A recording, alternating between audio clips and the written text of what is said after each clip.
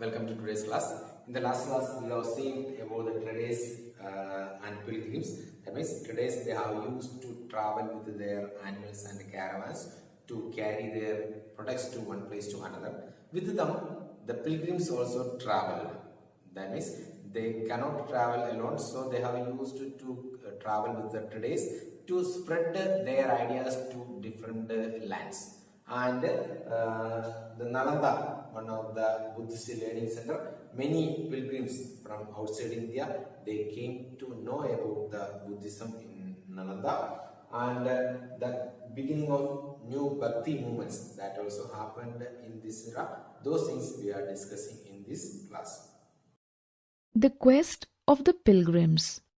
Pilgrims traveled with the traders to the distant lands in caravans and ships. The most well-known of these pilgrims are the Chinese Buddhist pilgrims, like Faxian, who came to the subcontinent about 1600 years ago, Xuanzang, who came about 1400 years ago, and I King, who came about 50 years later than Xuanzang. They all wrote about their journeys, the dangers they faced, the monasteries they visited, and the books they carried back with them. Xuanzang, who came back to China by land route, carried back with him statues of the Buddha made of gold, silver, and sandalwood. He also brought back 600 manuscripts loaded on the backs of 20 horses. Over 50 manuscripts were lost while crossing the river Indus when his boat capsized. How Faxian returned to China. Faxian started his journey back home on a ship with some merchants. After only about 2 days, there was a storm. Faxian threw his personal belongings into the sea like the others to lighten the ship, but clung to his books and the statues of Buddha that he had collected. He has described the rough weather and the boundless sea. After 90 days, he reached Java, from where he took another merchant ship to China. Nalanda. Nalanda was the most well-known Buddhist monastery of the period. Xuanzang and other pilgrims spent time studying in Nalanda. They have described it as a place where the teachers are of the highest ability, following the teachings of Buddha. The rules are strict, discussions are held throughout the day, and the old and young help each other mutually. Learned men from different cities visit Nalanda to settle their doubts. The gatekeeper keeps a strict vigilance. The beginning of Bhakti. During this time, the concept of Bhakti started gaining importance. Bhakti implies a person's devotion to his or her chosen deity.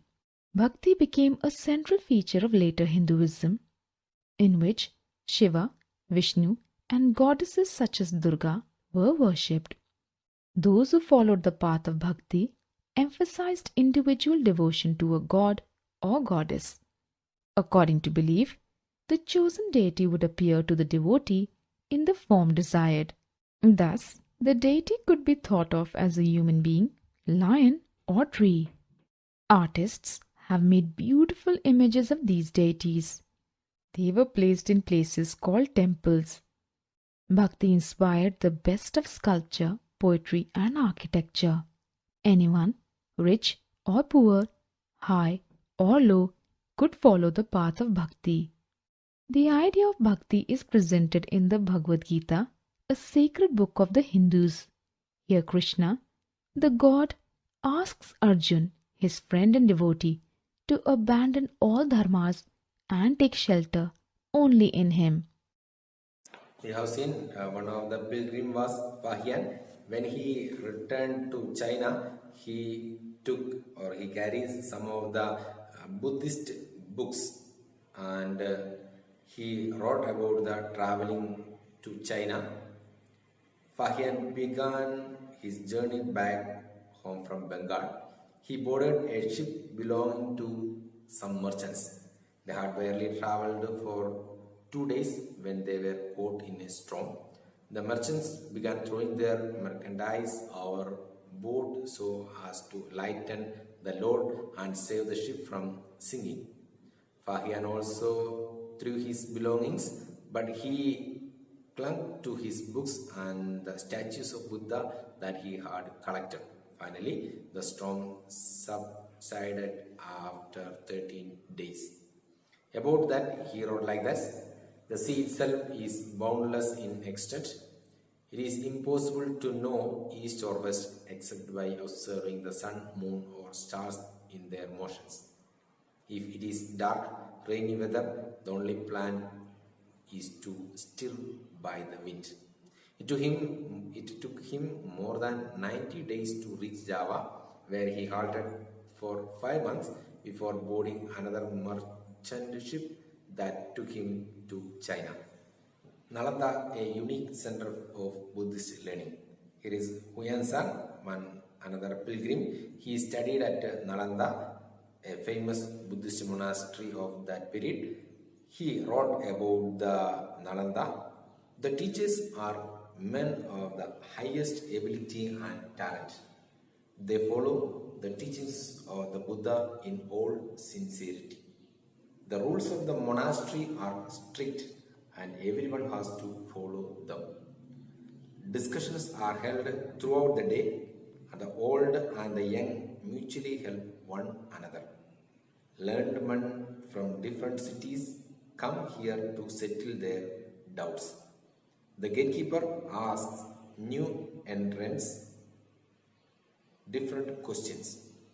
They are allowed to enter only after they have been able to answer these. 7 or 8 out of every 10 are not able to answer. Bhakti, the word comes from the Sanskrit term Bhaj, meaning to divide or share. This suggests an intimate two-way relationship between the deity and the devotee. Bhakti is directed towards Bhagavat, which is often translated as God, but also means one who possesses and shares Bhaga, literally good fortune or bliss.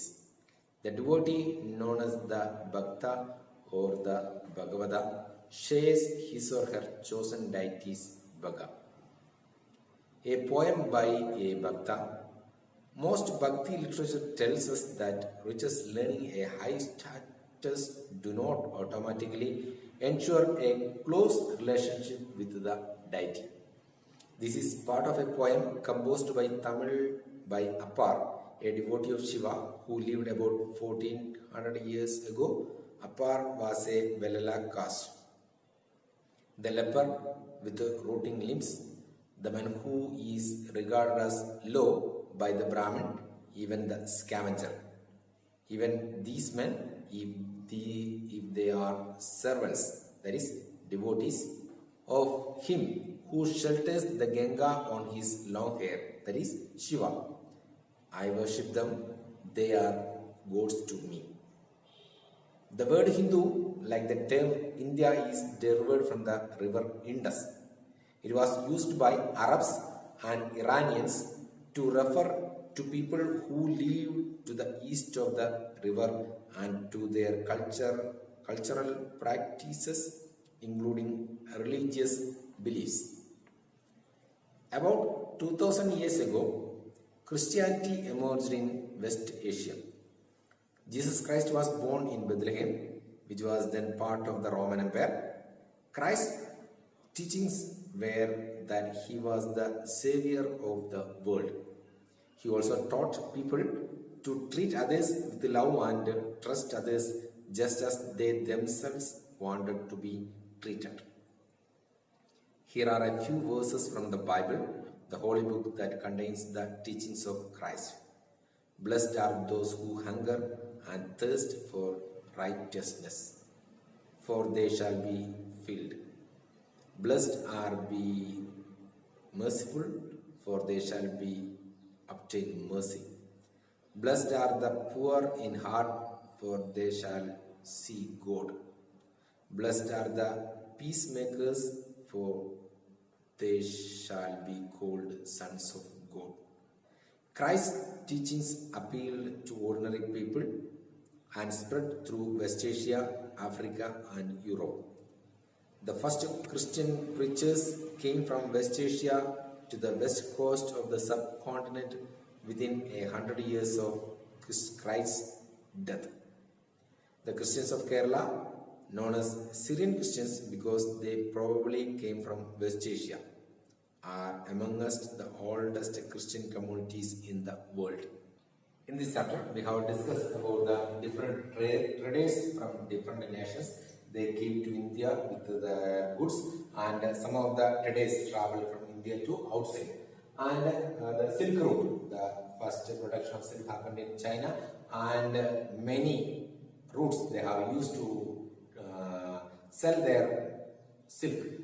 And the spread of Buddhism first introduced in India, and from India to different nations, Sri Lanka, Taiwan, Japan, Korea, in many nations there were most of the persons spread about the Buddhism.